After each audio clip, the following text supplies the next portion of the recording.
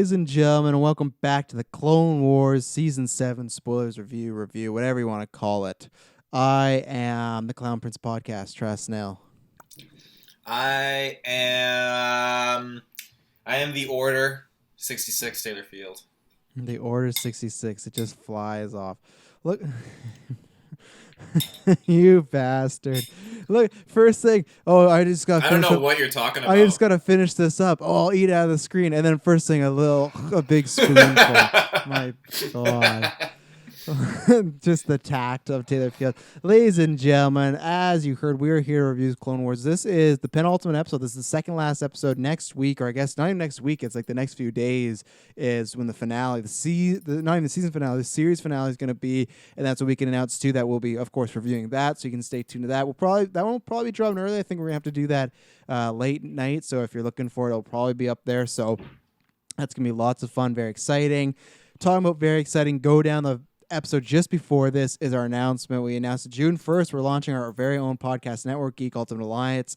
I just have to say we're going to talk about this more in future newscasts or whatnot, but just the outpouring of love from old fans and then new people, whether you're going to be new fans of Geek First and new fans of Geek Ultimate Alliance, we really appreciate it. You never know how these announcements are going to go, and everyone's been very positive. And yeah, I'm not going to ramble on. You go down below. We got a podcast network starting with 6 different shows, 5 days a week. It's going to be a really good time.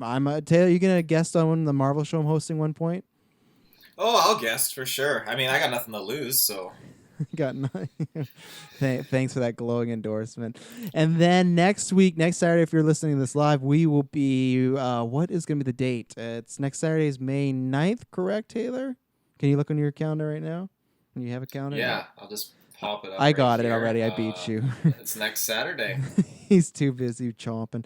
May 9th is, what we're doing is we're bringing back Netflix and Fail. So we're going to do a Netflix watch-along party. So what's going to happen is, pretty self-explanatory, right? So Saturday, May 9th, 9 p.m., go to our YouTube, and it's going to be myself, it's going to be Taylor Fields, it's going to be Dale Musk, Jessica's going to hopefully be coming back, Kirklin Patzer, hoping Tyler Briggs is going to be joining us. Emily, who is my fiance, has not been on podcast in 2.5 years. She hosted Netflix and Failed Us. She's going to be on, and you can head over if you want to go vote. Join the $1 tier on Patreon. You can vote. Right now, the 4 movies are The Trust, Hiss, IO, and How It Ends. Taylor, you got any horse in the race of who you're wanting? You're doing this on purpose, aren't you, you bastard? I didn't even mean to. Because I'm guessing your horse in the race would probably be The Trust, right, with Nicolas Cage and Elijah Wood. I'm guessing that's what you're probably hoping for. I feel like I haven't seen Elijah Wood in anything since The Return of the King, so. Oh my God. What about Spy Kids 3? Was he in Spy Kids 3? He has a cameo as like the game master, and then he gets killed right away, remember? Or he sucks, something like that. I don't even remember him in that, to be honest. So, Wow. I mean, I guess that counts. But, I mean, I'm down to see, Elijah in something else. So, other yeah. than, Hobbit form. Hobbit form. So, yeah, Saturday, please go over on YouTube. And then, yeah, we're going to do a Netflix party. We'll let you know when we're starting. It's going to be 9 p.m. And we'll play, we'll watch together, join the chat. So, it's going to be a good time. And then this week, I won't fully announce it, but Dylan's dropping something really cool. He's going to give you more details on that, but be on the horizon. As always, subscribe down below on the video and audio feed so you can get that newscast, get all these things happening. We're also dropping a Dragon Ball Evolution review thanks to Patreon. You head over to Patreon right now on any tier, and I think I can drop a mini spoiler that this is probably going to be going forward, that any tier, the $1 tier, $5 tier, $25 tier, whatever tier you want to be at, you can recommend or pick a movie for us to review because of COVID-19. Obviously, no movies to talk about, and thanks to everyone that's been upping their subscription. We got tons of new subscribers, so thank you for that. And yeah, Carl Ritchie picked Dragon Ball Evolution, and you can see how that went. I can tell you it was something to get through. Taylor, tell quickly, how did you feel with Dragon Ball Evolution? Because you didn't get to make the review, but you watched it accidentally for Broly. Did you like Dragon Ball Evolution? Well, I mean, in my opinion, the movie was super Broly. It just, I don't know, it just, everything was just like happening, like it just didn't make sense, and like this girl, martial arts girl, just kept popping up like, hey, I'm at the tournament, and it's just like, this makes no sense. Like, don't get me wrong, what's his name? He was in he played the Pirate Lord from Shang not Shangri-La, but something in Parts of the Caribbean. I can't remember. The Chow Yun Fat. He played. Yeah, he Yeah, was he. like the leader. Yeah. And he was in my one of my favorite movies, Bulletproof Monk, with Mm. Sean William Scott. Like such a great movie, and I love that actor, so I didn't expect him to be in this movie. But yeah, no, that's my 2 cents. Did I like it? No, and I feel like it was an hour and a half of my life that I wasted because I watched it and I thought, well, I just watched the wrong movie altogether now. So, Yeah. but Also, because Taylor, you've had an exciting week because finally you got something revealed for you. What are you gonna be dropping this week? It's so funny. Dynamic Duo came back last month. Netflix and Fails come back next week. What's coming back in the near future, Taylor Field, for a special appearance? yeah, holy crap, it is pretty crazy. I didn't think we would probably get another one of these, ladies and gentlemen, but we're doing another Geeks Creed. Woo! Episode 13 is coming at you either tomorrow night, probably Sunday. Sunday it'll drop sometime, and yeah, it'll be pretty good because Assassin's Creed Valhalla dropped, and Voila. the amount of like hype for this game is just Mhm. going through the roof. I'm seeing so many positive like reactions for it, and I think all we need to do is just see some gameplay, which I think is going to be revealed at Xbox's Insider Conference next Thursday. So I think they it should be confirmed good. that. Yeah. Yeah. Is that going to be? Well, I guess there probably won't be two Greeks Creed because Rue might be a little busy, but you might have to do a solo one or something like that. Because I might have to do a solo one. Yeah. yeah, and then even then, Rod or Not came back a few weeks ago, so we're just having like a whole retro year. So that's what happens when COVID-19. All the old stuff comes back, and it also makes me question that how much free time we used to have because that's like a bunch of shows that were running all at the same time when we started that first year. So Oh yeah, we had a lot more free time back then. yeah, that's why he supports Patreon, so we get that free time back. Maybe make this a full-time gig. But Taylor, are you ready to talk about Clone Wars? I am very ready. So I am not ready because I don't even have the synopsis. Oh my goodness, Taylor Field. Tell them where they can find us on the interwebs. Ladies and gentlemen, you can find us with your internet connection in the search bar, Geekverse Space Podcast. Check us out on our home base, geekverse.ca, Twitter, geekversecast, and especially check us out on Patreon. Like Travis said, you can help us do this full time because we want more time to be able to give you all this fun content. You know, we wouldn't be where we are without you guys. You know, all this equipment, like, that we're trying to put to use, and it's hard because of COVID, and I'm done now. So I like that you didn't have to go so fast. You were trying to kill time at the end there, but you're really like, that's where you can find us on the internet. All the links, blah, blah, blah. Search the internet. You went so quick. You could have drawn that out. Clone Wars, Season 7, Episode 11, Shattered. After capturing Maul on Mandalore, Ahsoka's journey to the Jedi Council is disrupted when Order 66 is declared, turning her world upside down. Ladies and gentlemen, I think that's the best synopsis read I've ever had because they've put no planets or no aliens for me to screw up the name, so I was very happy about that. Taylor, what did you feel about this episode? This is the second last episode. Obviously, you talked about last week of we kind of had a feeling Order 66 was coming. Spoilers, it did. I don't even think we got to do it like a non-spoilers portion because we're into like Revenge of the Sith territory now. Like everything that's happening everything that happens in this episode either happened like was told to us in Revenge of the Sith or Rebels. So there's going to be no non-spoilers portion. Go back and watch it. So what do you think about the second last episodes of Clone Wars ever? So for me watching this episode, it felt like, okay, everything that's going on, like you knew it was happening this episode. There's no way you didn't think it was going to happen. And just as things progressed throughout it, it just made me feel like the whole episode was quiet.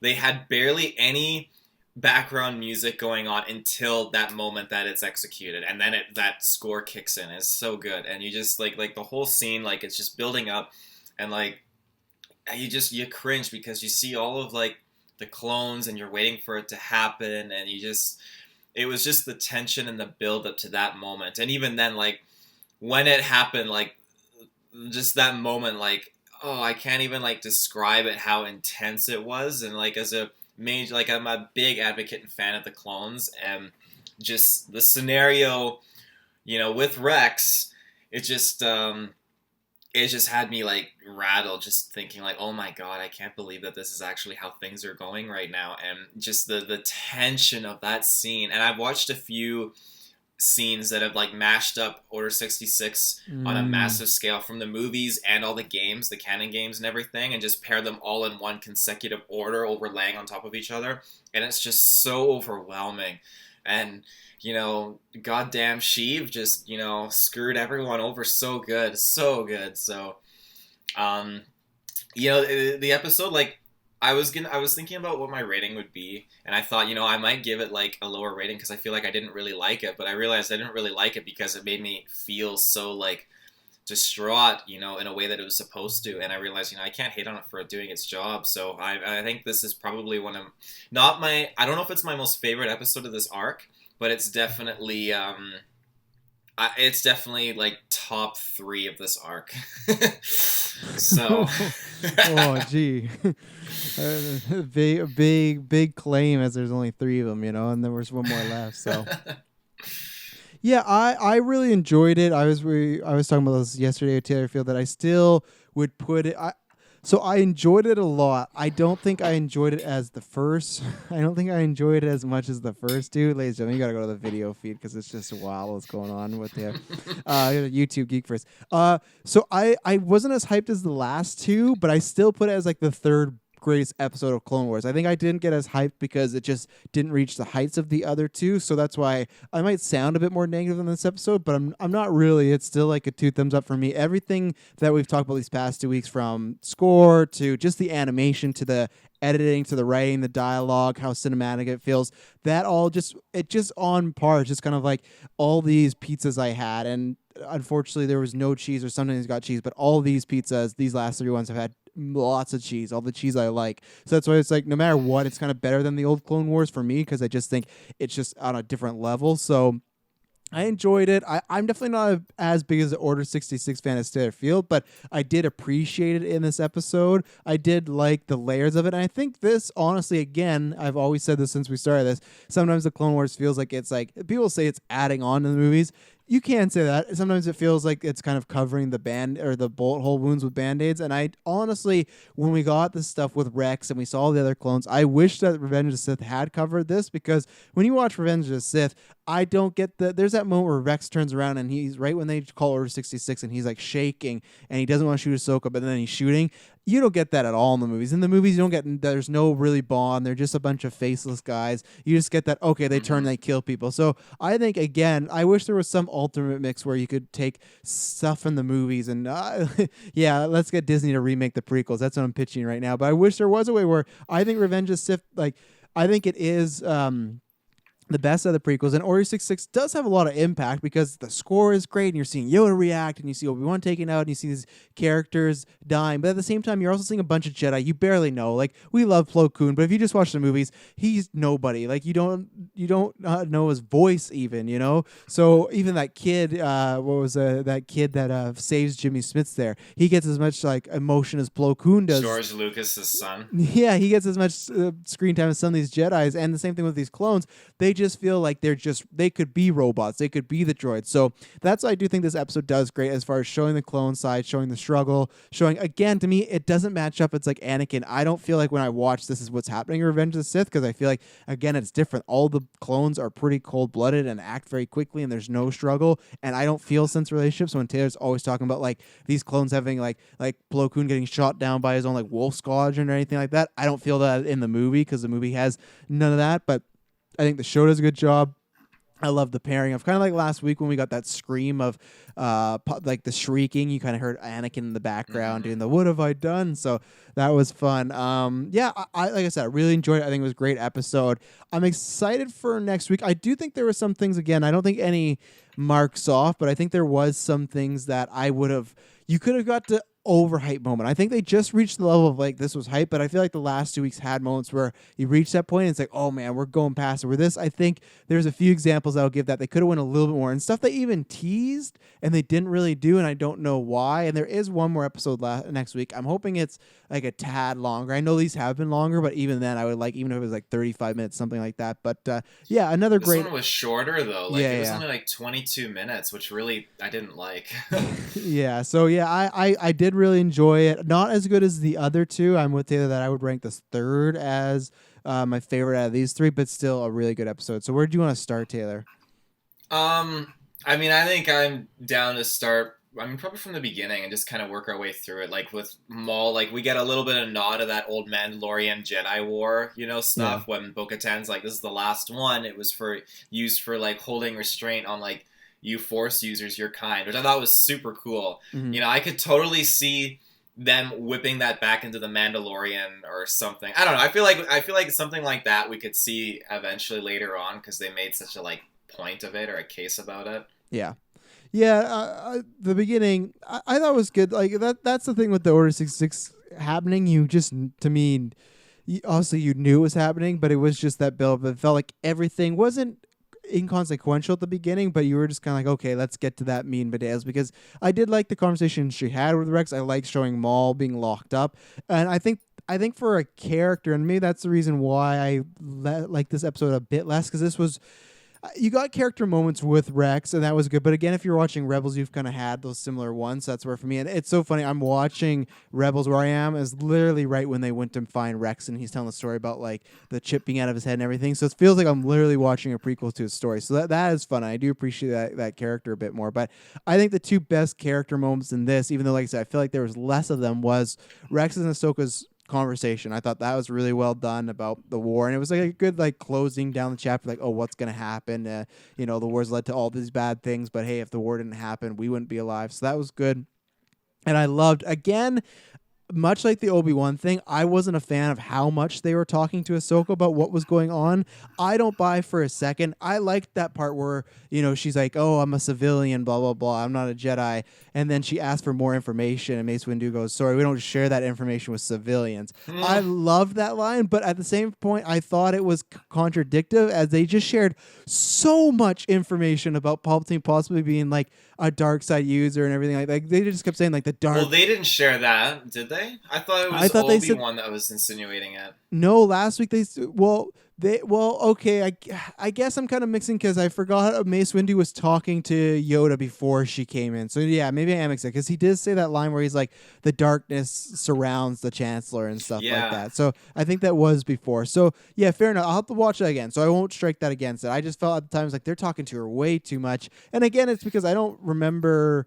Like her and Yoda had some scenes together, but I feel like those three, like that relationship was not enough. It also makes me just wish that I don't know where it's going to be in Star Wars canon. I hope we get more Mace Windu. I've always said like I would love a young Mace Windu, young Qui-Gon, like any of those prequel Jedis, because I still feel if I had like one big not one, but one of my negatives of the series, we didn't get enough Mace Windu because I love Mace Windu. So, but I think those two scenes, the Rex and Ahsoka scene, kind of bonding, talking about the war ending, and then also the scene where Mace Windu just throws that ultimate shade. So yeah, I think you mentioned about the relationship between Yoda and Ahsoka, and I feel like at this point in time Yoda has gone through that like ability to kind of become immortal, and he's gone through his own training and everything, and I feel, at least how I would like to see it as, he feels guilty, and well, maybe not guilty, but he realizes the error in the way of the Jedi for what they did to Ahsoka. So that's why he stayed in that scene, and he was like, okay, let's like, is there anything else you want to talk about or anything? And like, it's again one of those moments where like Ahsoka didn't want to believe that Anakin was like in ploy and just thought it was some other like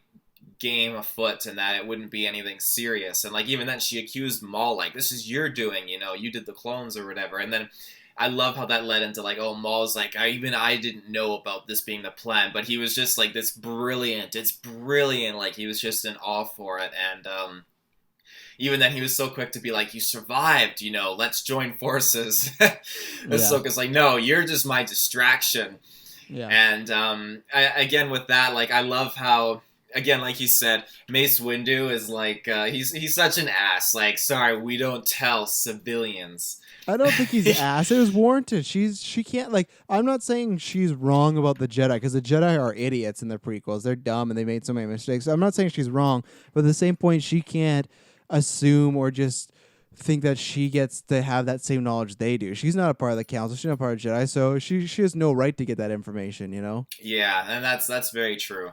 I I do really enjoy what was that again? It was I'm trying to remember what scene. Okay, yeah, when Maul was like escaped and he was like walking down the hall and he didn't have his lightsaber, so all he had was the Force, and like you just see the guys retreating down the hall, and then he's walking and he's holding like the panels in front of him, and like how brutal it is when he cuts off those dudes' heads and then he pins the guy into the wall with the plating. Like he's just an unstoppable force. He's just so powerful, and it's so cool.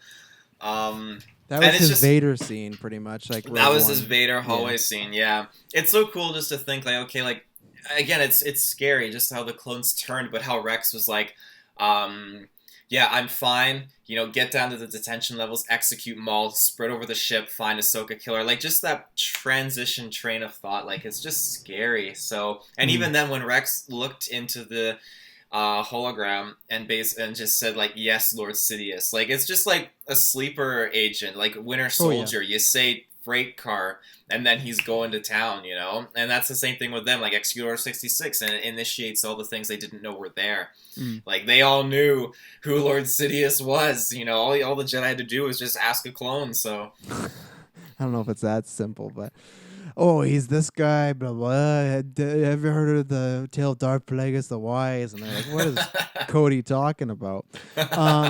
What I was gonna say was, so I'm trying to think where to. I'll touch on this one first because I don't want to forget it.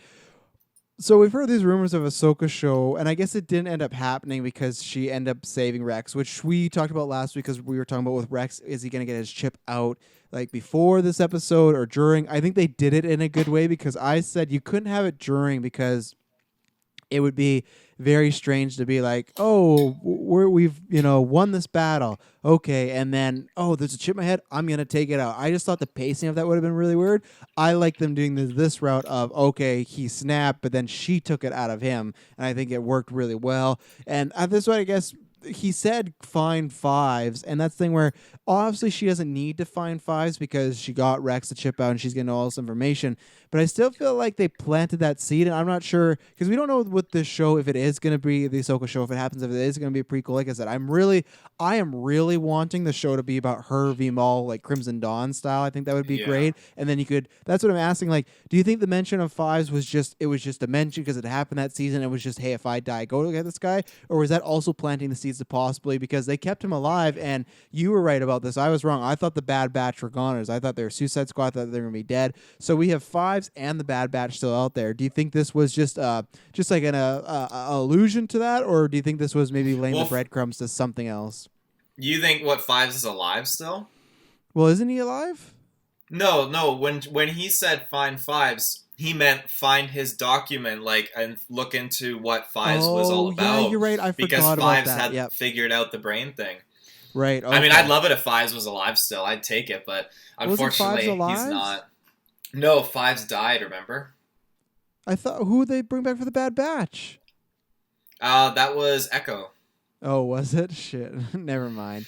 Oh, right. Fives was the guy who figured it all out. He trapped them in the ray shield. Yeah, he figured him out, and he met Palpatine. He pulled his chip out and everything. These fucking clones. I'm telling you their names. Okay, yeah, you're completely right. Yeah, so discard everything I said there. So the other two, just pointless. The other two things I wanted to bring up where I was talking about earlier where it could have been like hype moments was, one, Taylor was right that we got that Maul Ahsoka team up. So again, I think everyone that is making the show right now is just huge Last Jedi fans. First week they do the Anakin Luke thing. Second week they do the Rey and Kylo join me. And now this week they're doing the team up. But so two things. One, they did team up, but like really she just kind of, I hope there's more next week, but she just like let him out, and that was kind of it. It was like, okay, you go do your thing, and that was it. And then the other thing, which I hate that they teased, so he's walking away. They have this conversation, great conversation of like, you get to see Maul like realize of, oh man, like this is what he was planning this whole time and everything like that. So I thought that was well done. And their conversation about like, you and I need to work together to stop it. And as he's walking away, he turns and he's like,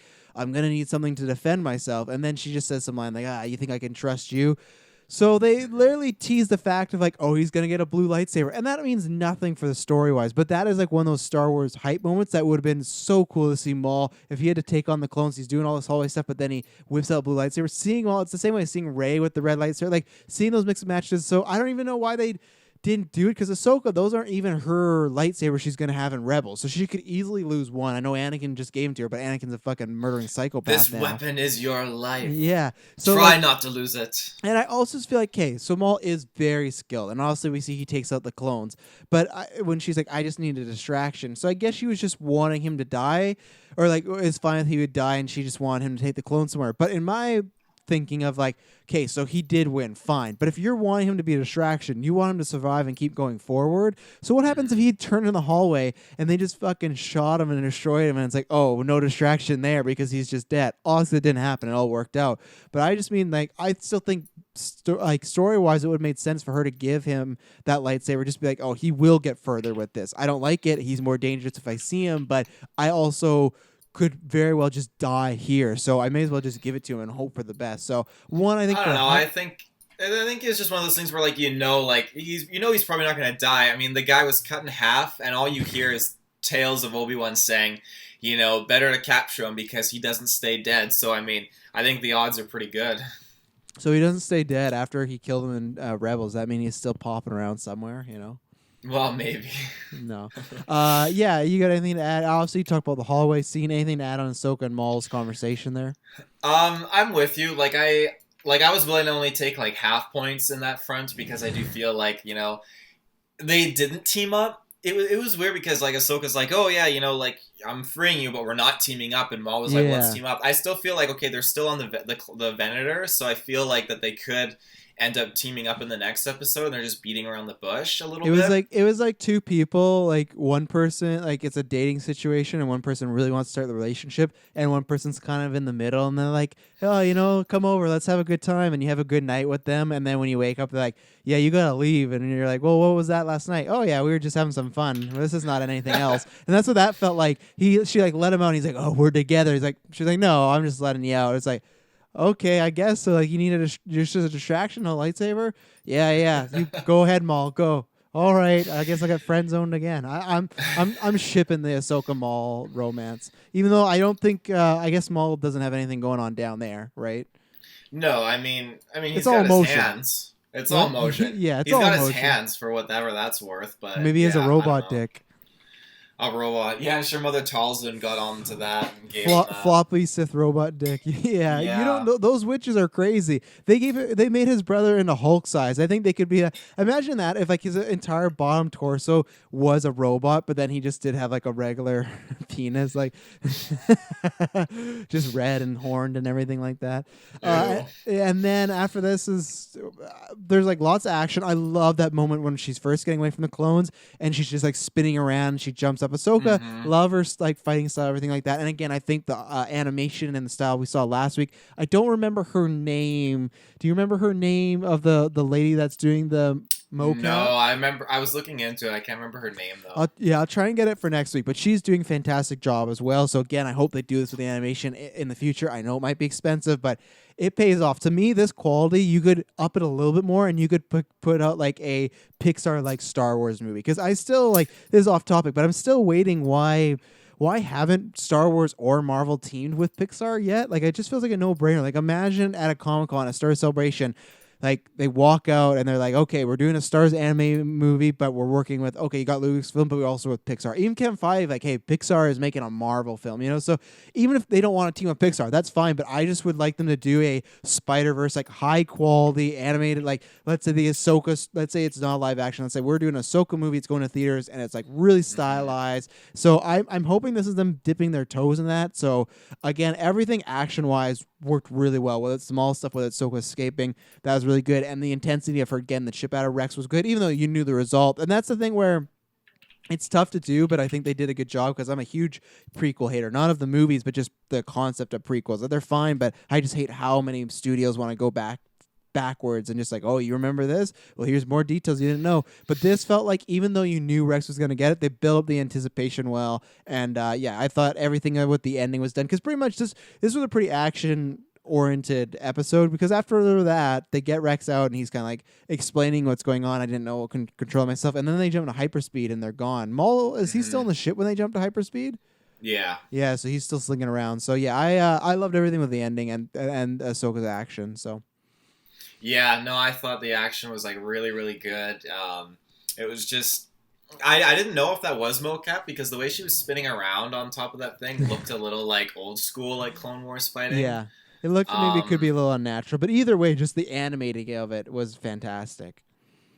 Yeah, it was absolutely amazing. I think that, the fighting was good. I like, again, like that hallway scene with Maul fighting those clones. It was amazing. And Yeah, it's just the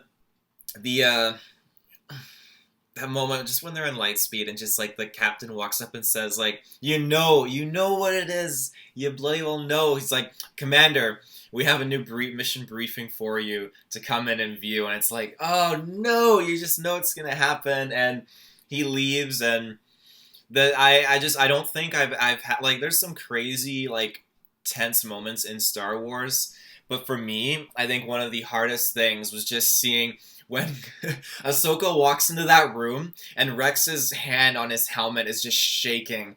You know, Mm. after like he says yes, Lord Sidious, and he's just shaking so brutally, and he turns around and you see the tears on his face. It's like, oh my god, this is brutal. Because of all the clones, I always felt like Rex had that, you know, much more of that connection with the Jedi and those characters because he was with Anakin. Anakin was more emotional and allowed, you know, Rex to kind of like connect to that kind of part of himself. Hmm. You know, have that the heavy compassion that Anakin had for his friends and his soldiers funneled down into Rex, and Rex employed a lot of that into his, you know, leadership. And so that's why it was so hard for him. And just that moment when he whips out the guns and he's like, I like the. It's funny because like even then like it's just all like Order 66 is just the clones turning on them, and when you see behind Ahsoka, you can see the clones like listening onto their Yeah, comms, yeah, and they yeah. turn around, raise their guns. It's like, no, like are they just gonna gun her down and pull an Ayla Sakura stunt? Like, oh, so it was just it was wild, but I love that Rex was like, no, like leave it, like I will do it. And I thought maybe he was gonna hold off against his inhibitor chip. I wasn't sure what was gonna happen, but you know, I love that whatever last little bit of him was like, you know, fine fives, and then he just started opening fire, and it's just the quickness of it was just incredible because like Ahsoka closes the door and Rex is like getting back up, and then the door behind her opens up and a squad of clone troopers come in opening fire, and then you just see them all shooting, and like then it pans back to Rex and his concentration, like he's not feeling guilt or anything anymore. He's just honed into what he's doing, and he's just opening fire on her, and it's just horrendous. And the when he puts his helmet on, gives him the orders, and then that transition when he's saved afterwards and the chip is removed. I love how he knows what he did and he feels terrible. Like I felt like it was a quick like I'm sorry about what happened back there. It's like you just tried to kill her. I mean, come on. It did feel a little video gamey where it's like, oh, I'm sorry about that. It's just like, but I guess he didn't control, right? Like that. What I thought was gonna happen, and I agree with you. All that was really well done. What I thought was gonna happen that, or he was gonna execute Order 66, and Rex was gonna turn around and start shooting the clones, and that was gonna be a reveal that he had already taken his chip out because. Mm, Because that's why I talk about with the movies. In the movies, the second they say or execute your Order 66, they just do it, right? So the fact that mhm. he had motion was something new to me. I thought he was emoting because like, oh man, something bad's really happening and I don't know what to do. And he was gonna turn around and see these clones about to kill Ahsoka, and he was gonna make that choice and stop right there. But no, he still had the chip, which I'm surprised. I would have got rid of those chips after everything that went down with fives. I wouldn't have risked that. So obviously they do it now, but that was a risky play. But yeah, I agree with you. All that stuff was really well done. Score was great. Everything. Yeah, that score kicking in like it did. Oh, it's just so good. The feels and the power and like I just that's just next level. Like it felt like Star Wars in that moment. It felt so good. It felt so real, and like I don't know how that's gonna be able to be topped. You know, in so many aspects. Like for me, like a Like lot. I ever. love. Well, in a while, like it's just Yeah. that this arc, you know, I give major props to Disney because I feel like they've really just embraced, you know, a large portion of what Star Wars is. Like the new trilogy was them taking old elements but making Star Wars their own, you know, and that's commendable. Sure, I like 100%, but you know, Star Wars is at its core this universe and everything that goes on. And it's like it's hard to you look at the sequel trilogy. Not that I'm hating on it because I like the sequel trilogy. I love Rise of Skywalker, but I think that you have that climactic war, and even in Return of the Jedi, like these wars. Like for me, it's Clone Wars, then the Civil War, and then the Resistance, whatever you want to call that war.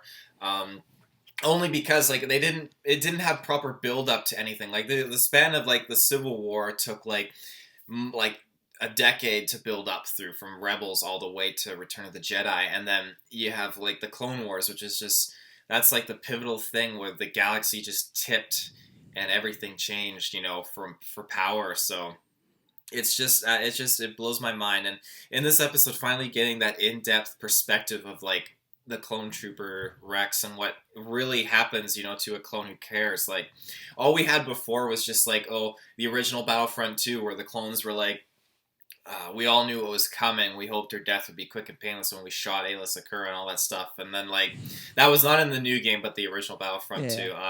And then we have, like, Cody, who's in Revenge of the Sith, who's just like, yes, my lord, blast him, like, no emotion, whatever. and Cody, I guess it goes with his personality because he's more, like, straightforward. But, like, I've rewatched this episode several times, just that one scene.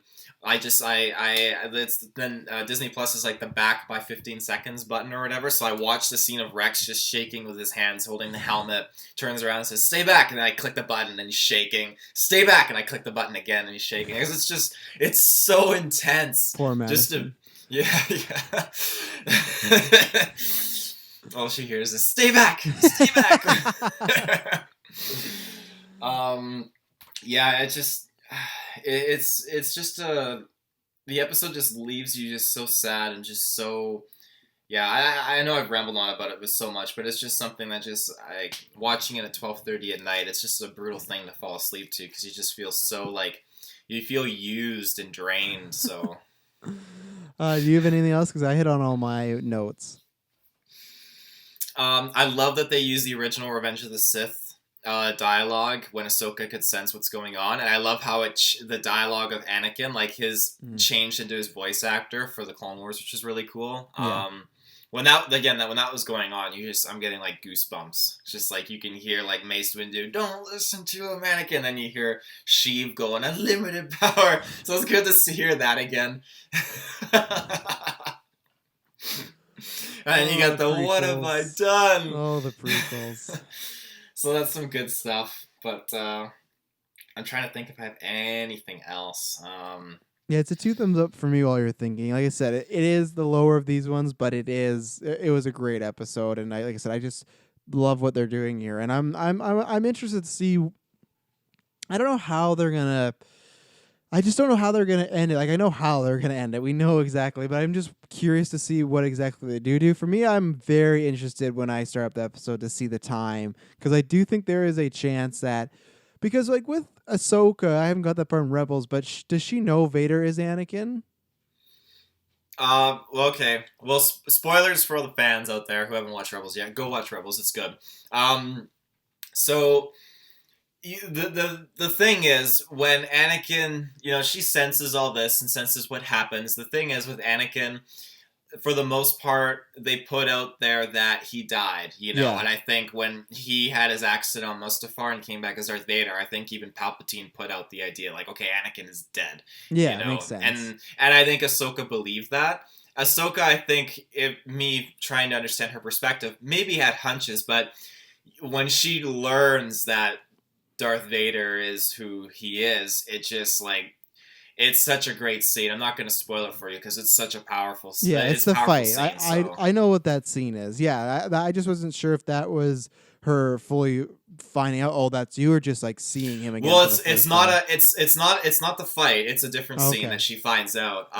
The fight is just like her, like, yeah, it's nice because, like, it's funny, they built this story in Rebels, and yet I feel like they always had the story in this last arc in mind for Clone Wars, because the two chive together pretty well, and I like that they do. There's no inconsistencies. Yeah. Well, I wonder if it was just because they never knew if they were going to do another Clone Wars season, right? Because they did bring it back, but that got canceled, and then Disney was like, do Rebels, or they were kind of doing Rebels. So I feel there could have been some putting it in there, which I'm always still mad they never. I know, even Filoni said, like, "Oh, it's just too much of a hype moment," or like, "It's just fandom," but I'm still mad they never did Maul versus Vader. They had it right there to do a scene. I know Maul's scared of him, but they just should have given it to us. But hey, maybe we'll see that in the Crimson Dawn series. But so no, so then you don't really have to tackle her being worried about Anakin. She might find out he dies and be sad, but I was thinking, like, oh, if she finds out he's Vader, that's a lot of time that would take up the episode that I feel they would rush through, but you don't have to do that. So yeah, I'm interested to see how they ended off, and they give little send offs to these characters. And yeah, I'm excited for May the 4th. We'll be reviewing it, and I'm also excited for that Mandalorian documentary. I don't know if we'll be reviewing that, but it's because I don't know if it's weekly or not. But I think when it's either on a newscast, we'll talk about it, or when it's done, we'll talk about it. But yeah, I'm excited for May the 4th. Plus, you got Rise of Skywalker, so. Oh yeah, you reminded me of something. So on May the 4th, this is pretty cool. So I ordered a Black Series Boba Fett. It's super cool. It's a Carbonite edition, which is super cool. I don't know if you can see very well, but they have a Carbonite Darth Vader Black Series coming out, which is super cool. And then they're popping off with they got Dagobah, Luke, and Yoda Black Series figure coming out for May the 4th. They got all these cool dudes coming out, so I'm super excited. Where's shirtless Kylo? Shirtless Kylo. They won't return my emails about him, so. Oh, no, I need a number one Kylo Ren fanboy needs a shirtless Kylo. Taylor, final thoughts? What you give this episode?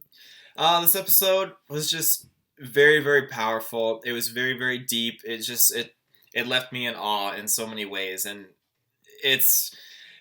I hate that so many of my predictions were on point because like as much as I wanted it, there's a lot that I didn't want and I wasn't ready for, and like just it's knowing that this was Order 66, it was just hard to just like see what happens and just see Rex's point of view. That's the thing that like I was afraid to actually see and witness, and they absolutely nailed it on the head, with that whole display. And I'd give this 2 thumbs up in a heartbeat. It's just nuts to every time. I loved watching Revenge of the Sith. It's the one Star Wars movie I always go back to watching more than the others, just because of the transition and of everything that happens in that movie and the feel that it has. And now when I watch it, I'm going to be like having this episode in mind all the time, and vice versa when I watch the episode of the movie in mind. So yeah, it's really good, and I'm super nervous to see what happens next week.